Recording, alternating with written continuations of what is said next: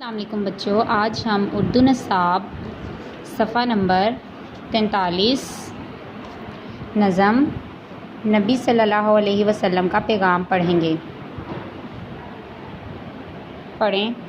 अपने नबी सल्लल्लाहु अलैहि वसल्लम का है पैगाम, करते रहना अच्छे काम, दीन हमारा है इस्लाम, गैरों के काम आने वाले, नेकी को अपनाने वाले, दुनिया में पाते हैं इनाम, सुन्नत को अपनाओ बच्चों, दीनों दुनिया पाओ बच्चों, सबसे आला इसका मुकाम।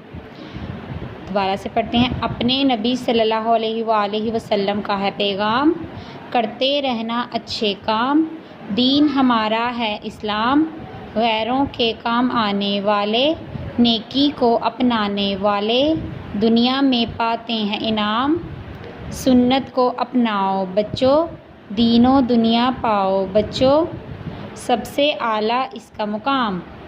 चलें बच्चों, इस नज़म को पढ़ें और अच्छी तरह याद करें। अल्लाह हाफ़िज़।